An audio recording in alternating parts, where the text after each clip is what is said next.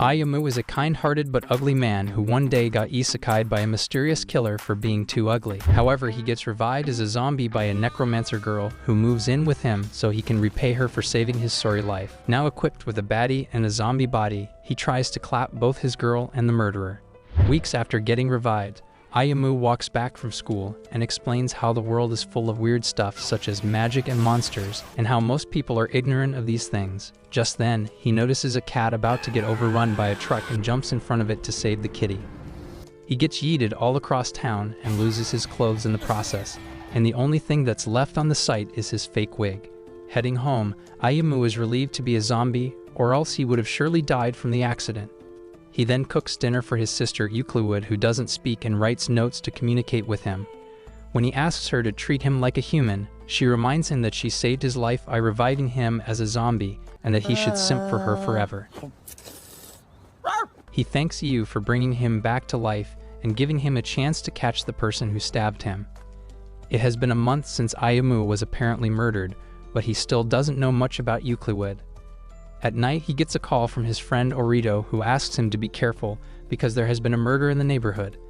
This further motivates him to find the culprit, so he goes out every night to look for him. After grabbing a drink from the vending machine, Ayumu heads to his place of comfort, aka the graveyard. There he gets jumped by a freaky Powerpuff Girl and assumes she's the murderer. In reality, she was running away from a giant bear who penetrates Ayumu with its Wolverine claws. The girl charges up her chainsaw and not only slices through Ayumu but also the bear, making it vanish into thin air. Sliced up in half, Ayumu reveals he's a zombie who can't die, but he's still human at heart. The girl then introduces herself as Haruna from Villiers and reveals the bear was a megalo, part of her Magic Academy assignment. Secrecy is a big thing at their academy, so she tries to erase Ayumu's memory, but her spell actually ends up erasing her cringeworthy outfit. She then starts stomping on his face because taking responsibility is too hard for her, so the guy asks if she can reattach his body. Later, she decides to stay the night at his place because she can't use magic as well as she uses that loud mouth. She says it's Ayumu's fault for putting her in this situation, so she'll be staying here until she recovers, and he'll be feeding him snacks to make up for it. She then asks for his phone but is surprised to see how different they look compared to the ones in her world. She then calls her head teacher to let her know that her magical powers have stopped working, unaware that a Mr. X wannabe is on her tail. The next day, Ayumu stays in class after school because zombies can't walk in the sun, and Orito shows up asking if they can watch a zombie movie at his place.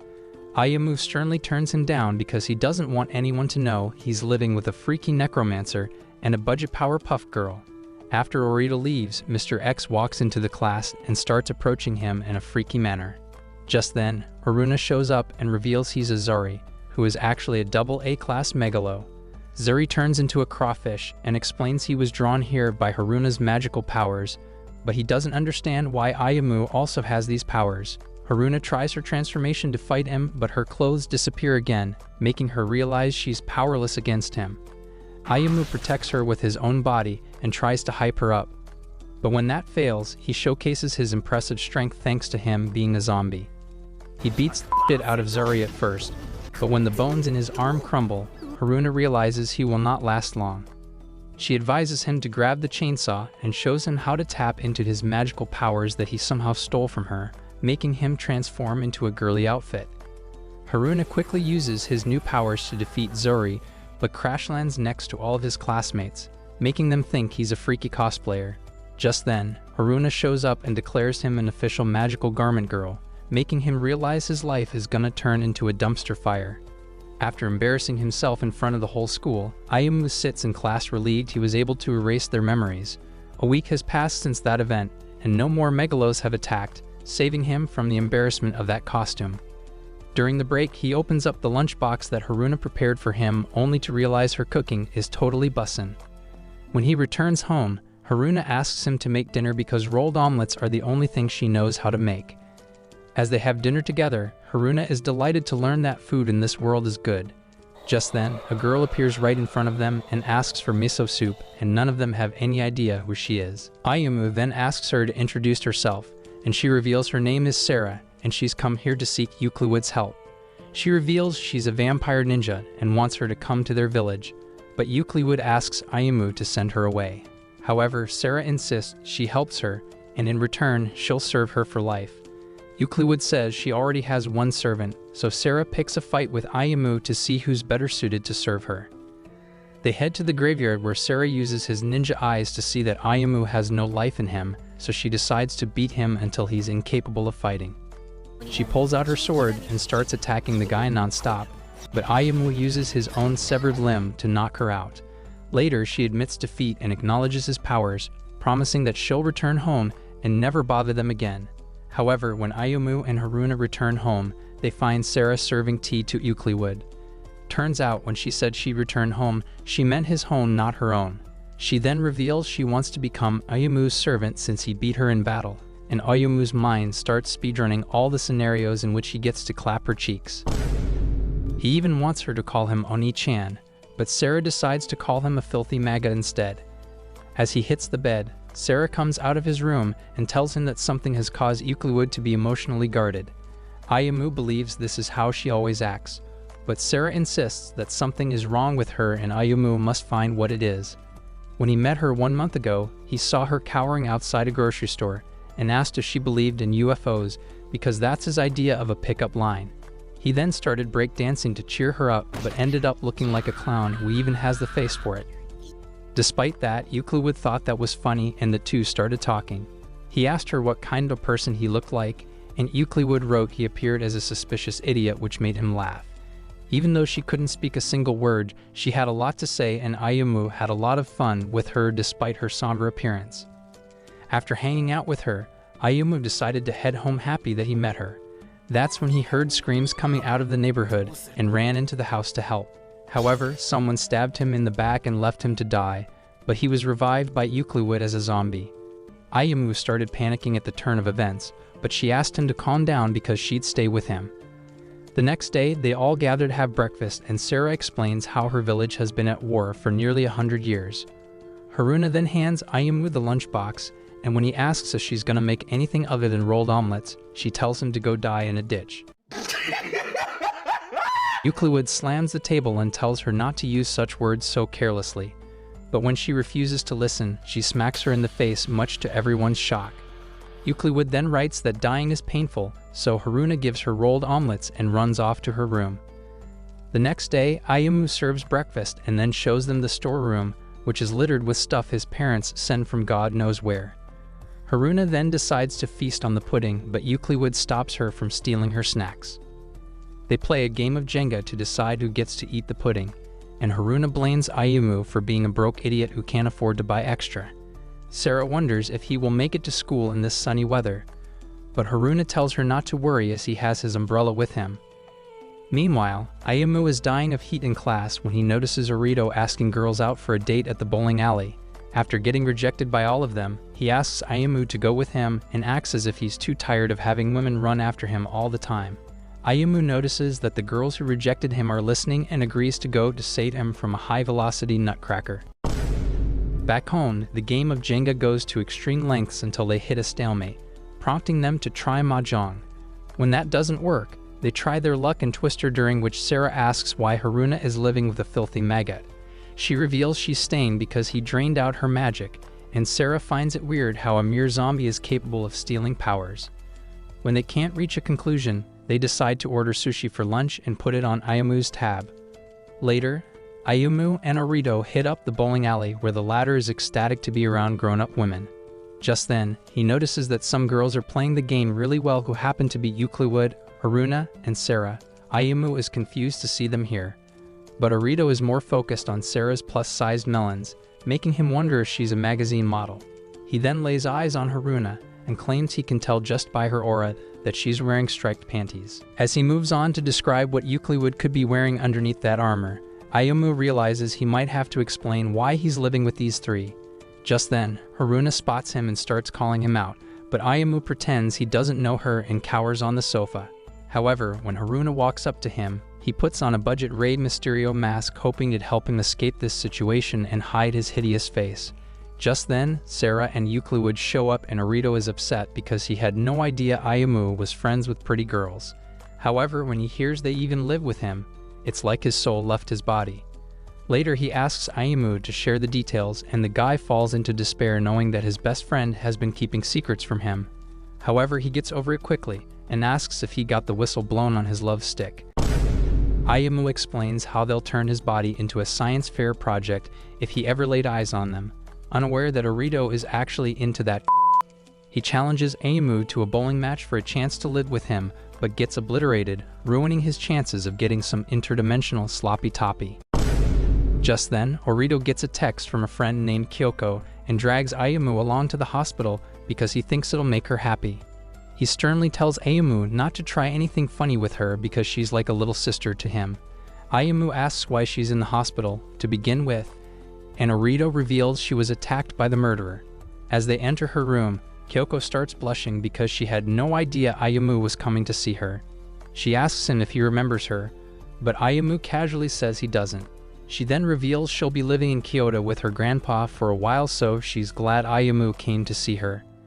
Left alone with her, Ayumu asks her if she knows what the culprit looks like, and she reveals she got a good look at the murderer. Ayumu's heart starts pounding with excitement, and when he asks her to give details, it all matches Uklewood's description. Kyoko realizes he knows the girl and begs him to tell her who she is so she can catch the person who yeeted her parents. Just then, she notices that Ayumu is blushing red and checks his fever, unaware that he's heating up just from a peek at her ample assets. She then leans onto Ayumu and tells him how scared she is for her life and how the girl who attacked her had such an expressionless face which keeps her up at night. Ayumu is at a loss for words because he can't believe someone who saved his life is the one behind all the murders. As he returns home, Haruna is cooking vegetables and asks Sarah to join in. Meanwhile, Ayumu is in the living room with Uklewood and recalls his conversation with Kyoko, whose description of the murderer matches that of Uklewood. Later, Haruna and Sarah make such a bad mess of the dinner it deserves its own episode of Kitchen Nightmares. The food turns out to be so disgusting that Ayumu decides to order pizza, and Haruna uses this opportunity to call her head teacher to let her know she still hasn't found the artifact. Just then, a dog-like guy named Kerberos shows up at the door and introduces himself as the guardian of the underworld. He's got that dog in him, and his job is to make sure no one escapes hell. However, since Ayumu cheated death, he's here to take him back. Soon after, a wounded Ayumu stumbles into the living room, but Uklewood calmly heals his wound. As soon as Kerberos sees her, he realizes it's her doing and wishes she would have told him sooner, which would have saved him a trip. He then asks Uklewood to be careful, and she notes that she can take it, which confuses Ayumu because he has no idea what they are talking about. Kerberos then decides to leave, but since he doesn't want to leave empty-handed, he plans to grab the soul of someone who's been flatlined nearby. Hearing this, Ayumu starts to follow him, and Kerberos says he's surprised to see that Uklewood used her powers to heal his wound. When Ayumu asks why that is such a big deal, Kerberos explains that the drawback of her healing powers is that she takes the pain of that person onto herself. Ayumu is confused as to why she never told him, and Kerberos says her kindness is one of the many things that makes her who she is. They visit the crime scene and learn that not only are the victims dead but their souls are also missing, which is happening a lot lately.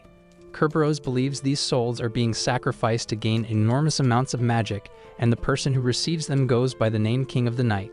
Just when Ayumu is about to spill the beans, an attack comes from behind, and Kerberos heroically takes the hit, ignoring the fact that Ayumu is literally unkillable. Kerberos then dies in front of his eyes, and Ayumu pisses his pants like the last time he was stabbed. Later, he returns home covered in blood and fills Uklewood in on everything that happened at the crime scene. He assumes Uklewood would be hurt, but she says it's fine because she's used to it. The guy asks why she keeps her emotions buried, and she explains how her magic becomes disrupted by anxiety or mood shifts. Minor disruption can interfere with the ribbons of fate and alter reality, so she must keep her emotions in check to keep this world running.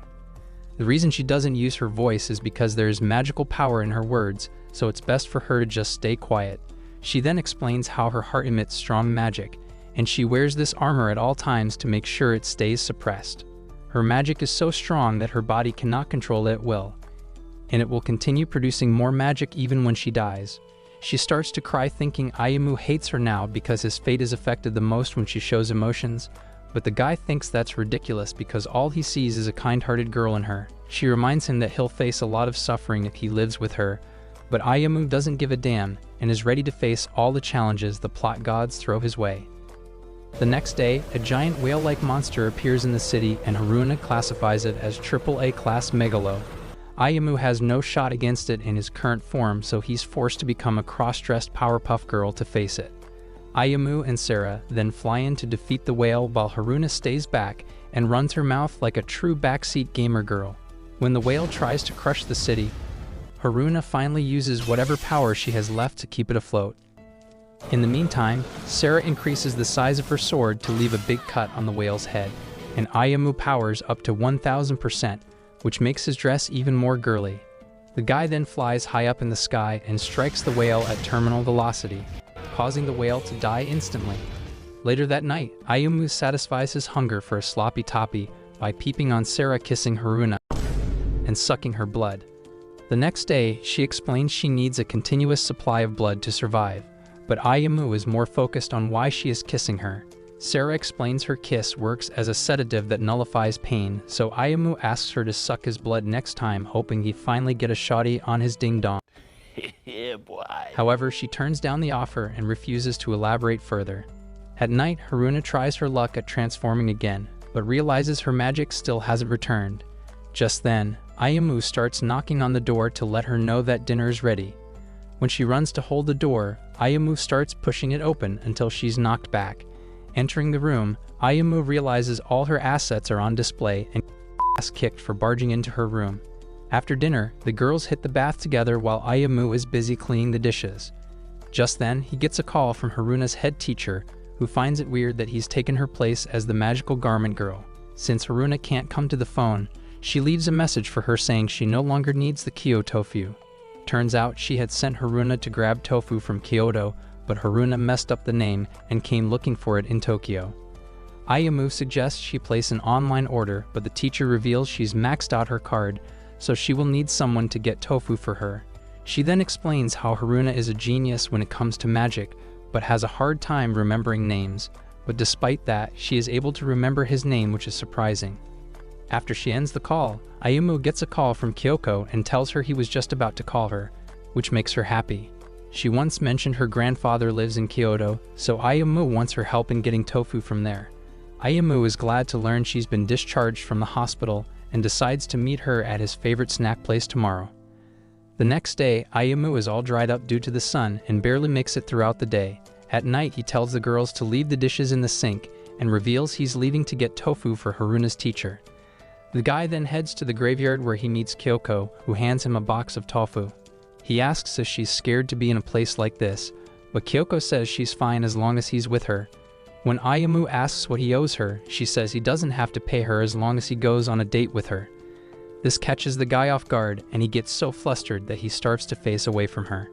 Kyoko then gently walks towards him with a smile, but then suddenly stabs him in the back with a katana.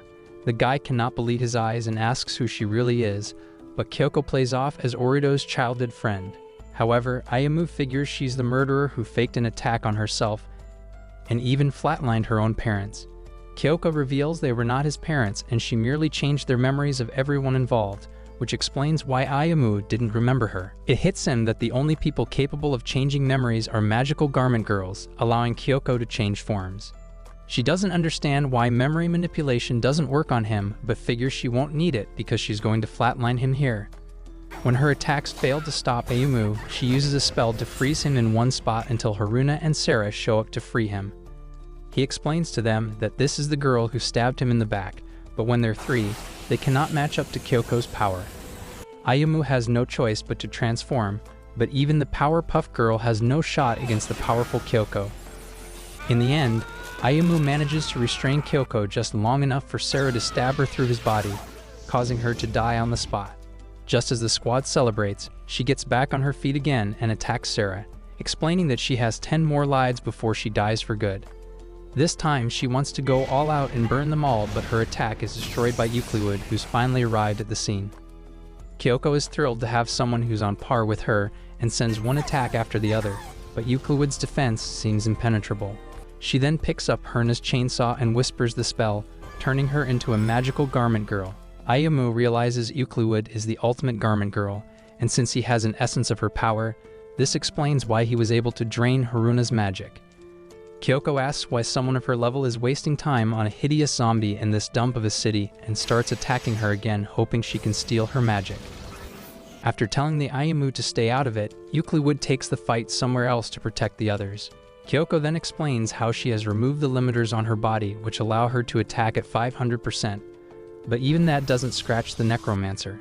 Uklewood tells her to go back from where she came, but when she refuses to listen, he whispers the word die, which flatlines Kyoko on the spot. Ayumu is shocked to see how much power her words hold and understands why she smacked Haruna in the face when she told him to die. Meanwhile, Kyoko gets back on her feet with her new life, but every time she does so, Uklewood keeps telling her to die. However, she feels immense pain in her heart and starts to hesitate, allowing Kyoko to blow her eardrums. Kyoko cannot hear anything now, so Uklewood's words had no effect on her. This allows her to close in on her and blow herself up, causing Uklewood to get knocked out cold. As she turns her attention towards Ayumu, the squad readies itself for round 2, and this time they are more determined than before. Despite that, they get their kicked and go back to the drawing board, but to their surprise, Kyoko ends up stabbing herself in the heart. As they approach her, they learn she heals every time she's revived, and she took her own life to heal her eardrums. She has lost a lot of lives she's worked so hard to collect, so now he wants to flatline all of them to make up for it. Ayumu once again transforms into the garment girl and faces Kyoko, but instead of fighting like a normal person, he keeps taking all of her attacks like a masochist idiot. Kyoko gets frustrated because he can't die, allowing Ayumu to grab her sword and destroy it. He then starts a full-on podcast about how he only learned to live once he died and thanks Kyoko for giving him a new perspective on life. He wants to do the same for her, and he is willing to exhaust all of her stolen lives to make sure she understands the true meaning of living.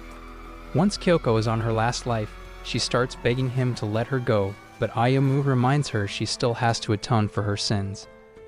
The guy swings his fist to make it look like he's gonna flatline her, but purposely misses, causing her to go unconscious.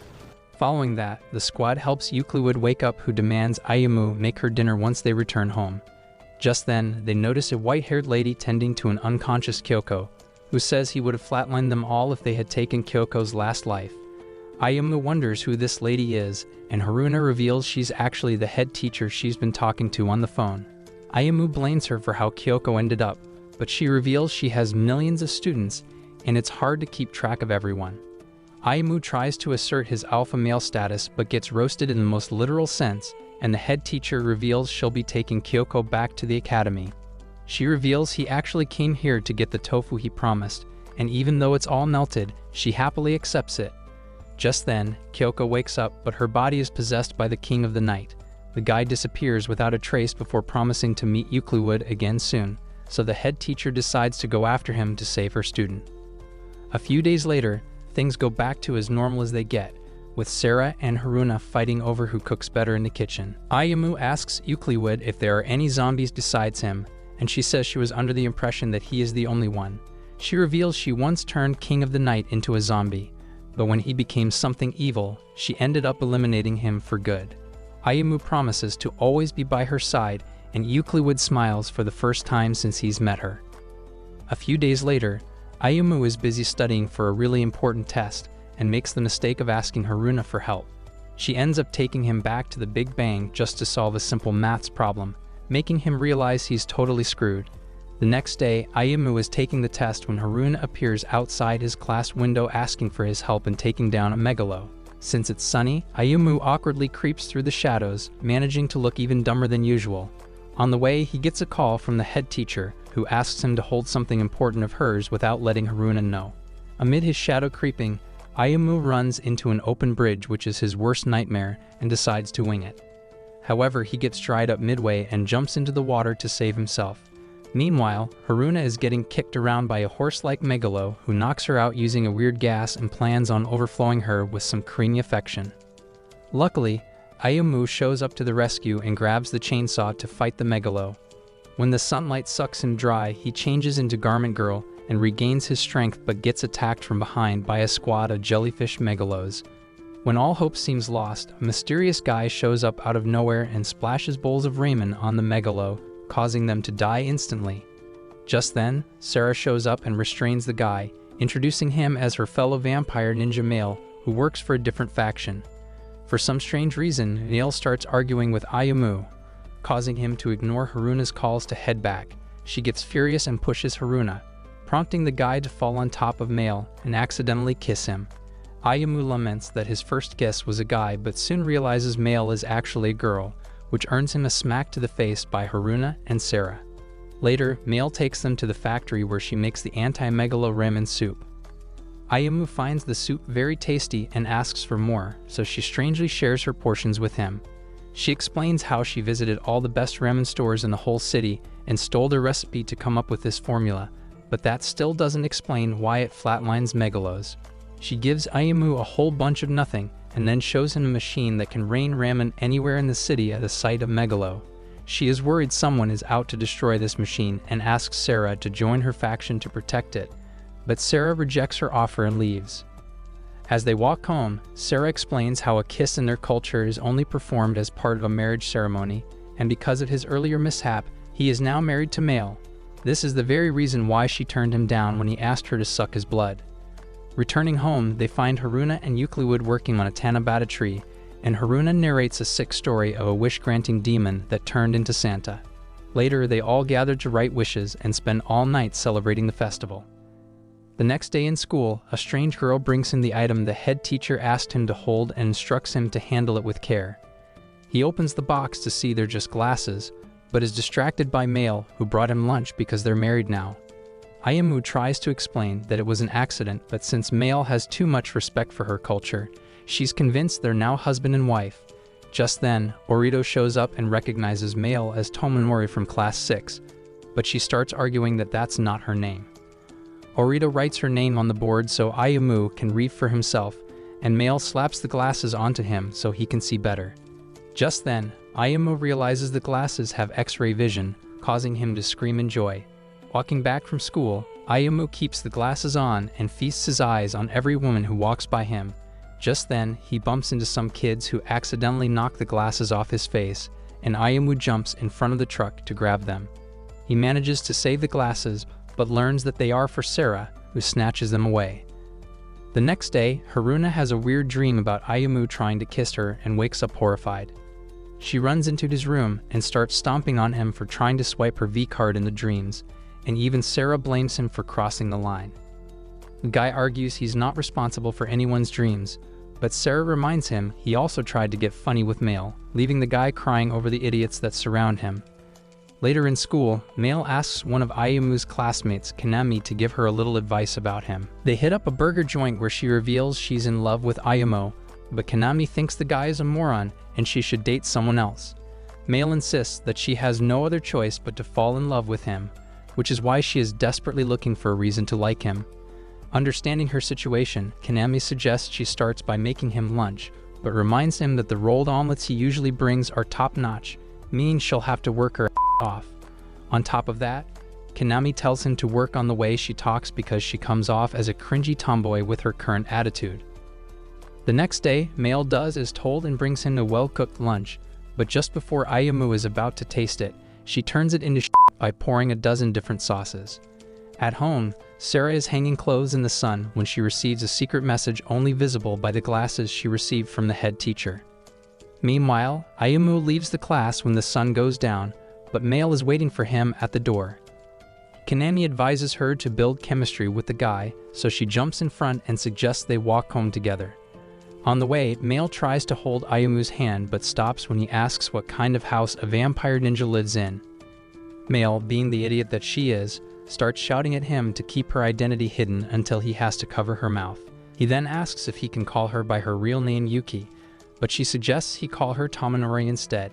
He then asks her not to tell people they're married, but Tomonori says she can't go back because she's already accepted him as her husband. She says she'd love to move in with him, but it's not a great idea because Sarah is already living there. He then asks what happened to her ramen machine, and Tomonori reveals it exploded. Before they go their separate ways, Ayumu once again asks her to drop this husband-wife act, but Tomonori gets upset, claiming she wants him to fall in love with her. Some older women pass by and call them bold, and Tomonori gets even more upset because this is the second time she's embarrassed herself.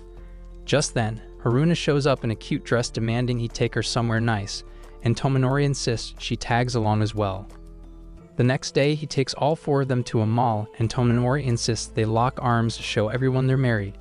They hit a boutique where the girls buy several different dresses, making Ayumu's wallet run dry. After he's forced to carry all the bags, they hit the food court unaware that someone mysterious is keeping an eye on Uklewood. After filling their tummies, they hit the arcade, but Haruna starts feeling jealous because Ayumu is treating Tomonori as his girlfriend. Later, she walks up to the guy and asks him to kiss her, leaving Ayumu in shock. When the guy refuses, she pins him down and smacks the shit out of him. After they reunite with the rest, Haruna notices that Uklewood is missing, which worries Ayumu. Meanwhile, Uklewood meets the king of the night Yorino on the roof and immediately attacks him, but the guy doesn't even flinch and starts talking to her in a sadistic tone. Sarah believes one of her superiors has abducted her because she received orders to flatline her. While Ayumu starts to panic, Yorino tells Uklewood that he blames her for what happened, and he will remain in this world until his wish is granted. While thinking about what he wants, he heads to the tower scope and watches Sarah explain herself to her friends. She reveals that the order to eliminate Uklewood came because she's inadvertently attracted Megalo to the city. Ayumu asks if he really plans on taking her life, and Sarah explains that her duty is above anything else. Ayumu calls bullshit and asks if she is really going to hurt her friend, and Sarah finally admits she's not okay with it. The squad then starts searching for Uklewood, and Yorino forces her to look while he throws a whole Ferris wheel at Ayumu. The guy lives due to being a zombie, but Yorino assures her he'll finish the job next time if she refuses to grant his wish. Just then, a giant megalo shows up on the scene and manages to trap Haruna under it. Seeing her getting crushed, Uklewood begs him to not hurt her, but the guy blames her for what's happening and reminds her that she's the human equivalent of a black cat. Just then, the head teacher shows up and is flattered that she's famous in even the underworld. Yorino asks the purpose of her visit, and she reveals she's come here to help her student in distress. While the 3 of them are failing to free Haruna, a single strike from the head teacher knocks the megalo back. Just then, the megalo flies up and Tomonori starts reciting some enchants, each increasing its powers one after the other. The head teacher uses a spell to send Haruna's chainsaw on the battlefield in hopes they don't get kicked. While Sarah buys them some precious time, Ayumu quickly grabs the weapon and transforms into the magical garment girl. Tomonori then recites another enchantment that causes a huge explosion, and the head teacher watches from a distance explaining how it's one of her own projects gone rogue. It's normally supposed to turn off on its own, but it's now out of control, and there is a chance it'll blow itself up. She doesn't want to intervene because she believes Ayumu is smart enough to come up with a way to stop it. Meanwhile, Sarah and Haruna want to take it down, but Ayumu is worried for Tomonori's safety. The guy then walks up to Tomonori, and when she starts attacking him, he figures she's not in control of her body. The countdown to the explosion starts, and Ayumu continues to walk in her direction despite her warnings to keep his ugly mug away. He eventually makes it to her and embraces her, promising to stay by her side forever. After a quick flashback of her memories, she finally regains control of her body and immediately punches Ayumu for being so reckless. Meanwhile, both the head teacher and Yorino are impressed at Ayumu's resilience, and the latter disappears after telling Uklewood that he'll have his wish granted one way or the other. Uklewood then joins the rest of them, and as they walk home together, Tomonori thanks Ayumu for saving her life. Once they get there, Uklewood sends them ahead and stays back at the grocery store because a girl needs her snacks. Later, Ayumu enters his room relieved to have survived the day but panics when he finds Uklewood's parting letter in his pocket. He runs off to the grocery store to look for her, but is crushed when he fails to find her.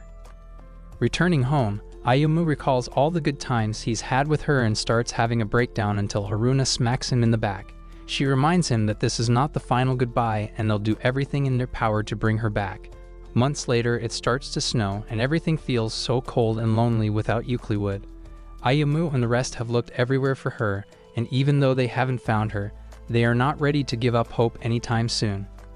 At night, while Ayumu and Haruna are eating sweet potatoes, Sarah shows up all beaten up and reveals she was attacked by another faction of vampire ninja. This happened because she refused to eliminate Uklewood despite orders from above. But she is already over it because she knew this would happen from the start. After dinner, Ayumu heads to the grocery store hoping Uklewood will show up but runs into Yorino, who immediately recognizes him. He asks Ayumu about Uklewood's whereabouts, and when Haruna and Sarah show up without her, He assumes she must have returned to the underworld. Thinking they've run their course, Yorino kicks off the farewell party by turning Ayumu's legs into spaghetti strands. He then turns his attention to the other two, but Sarah's quick reflexes allow her to sever his hand. Despite that, he manages to restrain her and reveals that he hopes to lure Uklewood into this world by eliminating her friends. As the guy shifts towards Haruna, Ayumu asks her to run, but she's luckily saved by Tomonori and another vampire ninja, who immediately calls for backup. Yorino decides to skedaddle after getting outnumbered, leaving Tomonori to play doctor and patch up Ayumu. However, she accidentally ends up attaching his feet the wrong way, so Haruna has to drag him on her back all the way home. The next day, Tomonori calls Ayumu to let him know that Uklewood has been spotted nearby, so both he and Haruna rush to find her. Unbeknownst to them, she's waiting outside their house when Sarah approaches her, but is attacked from behind by Yorino. The guy forces her to tag along with him, but before leaving, she pours some of her blood into Sarah's mouth to make sure she doesn't die. Later, Sarah wakes up inside the house and tells them what happened, sending both Ayumu and Haruna to her Uklewood's location. They finally reach her apartment, hijacked by Yorino, who asks them to join for supper. Once inside, he asks Ayumu about his thoughts on having an immortal body, but he isn't in the mood to play around and demands he lets Uklewood go. Just then, Sarah and Tomonori show up at the apartment to inform him that he's surrounded from all four sides. With nowhere to run, the guy spawns a live bomb in the room and jumps out of the window with her. Ayumu reaches his hand out to pull Uklewood back, but she willingly retracts it, allowing Yorino to disappear with her. After he leaves, Haruna tries to defuse the bomb but fails, so Ayumi heroically takes the bomb and jumps out of the window to save them from the explosion. While falling, he fails to understand why Uklewood refused to take his hand right before he's blown to smithereens. With a few days' worth of effort, the girls manage to locate all his body parts that automatically merge together once they're close enough. Ayumu is still not breathing, so Haruna decides to give him CPR, but this sparks an argument between her and Tomonori on who gets to ride his ding-dong. Sarah uses this opportunity to feed him her village's secret medicine, but the guy starts choking because she accidentally fed him poison. Meanwhile, Yorino and Uklewood are atop a tall building, and the former believes it's the perfect day to die. On the other hand, Ayumu is still unconscious, and Sarah believes he's lost the will to live everything that's happened. In his own mind, he's faced with a vision of Haruna and Sarah, who remind him he's hideous and pathetic for giving up on Uklewood. He tries to explain himself to the girls, but they fly away from him, leaving him to sink in his own head. Later, Haruna calls the head teacher, hoping she can help Ayumu, believing that the guy would still be breathing if he hadn't sacrificed himself for her. The head teacher then casts a spell on Haruna, which knocks her out, allowing her to appear in Ayumu's consciousness. She finds him surrounded by versions of herself telling Ayumu to disappear from this world, and immediately rushes to knock some sense into him. However, at this point, Ayumu is so down in the gutter that he thinks the reason Uklewood went with Yorino is because she hates him. Eventually, she manages to convince him to come back and wakes up, and Ayumu follows right after. However, as soon as he wakes up, he feels the presence of another megalo and realizes it's all Yorino's doing.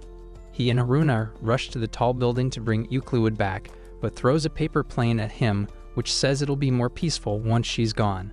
Ayumu says it feels empty without her, but she is still hellbent on leaving, making him wonder what Yorino did to her. Yorino reveals he had her summon a megalo strong enough to turn this city into one giant pancake. He says the only way for her to avoid this disaster is to take his life, but Uklewood can't bring herself to do so. Meanwhile, a fellow vampire ninja tells Sarah that Yorino has opened the gates of the underworld. The only way to reverse this is to play the tune of vampires, but only Sarah can do it since she was gifted with Uklewood's blood. Staying true to her duties, Sarah takes the violin that Ayumu gave her and goes atop the building to play the tune. Meanwhile, Yorino complains about how his life became dull after Uklewood gave him immortality, and all he desires now is a peaceful death. Uklewood doesn't want to hurt him, so Yorino decides to start hunting her friends until she changes her mind. He starts by targeting Ayumu, but Haruna has the bright idea of having a double transformation with him. For some strange reason, the trick works and they both manage to transform into Magical Garment Girl. On the other hand, Sarah is playing the tune to close the gates, and when she gets overwhelmed, the whole faction of vampire ninjas comes to her aid.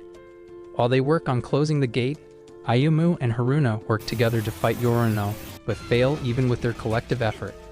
The guy manages to knock Haruna out of the park, leaving Ayumu all alone with him. Ayumu starts swinging at Haruna while yapping about how cruel he is to Uklewood until the necromancer herself puts an end to their fight. Haruna finally backs down and believes Haruna will one day grow tired of his immortality just like him, so he advises him not to blame Uklewood during that time.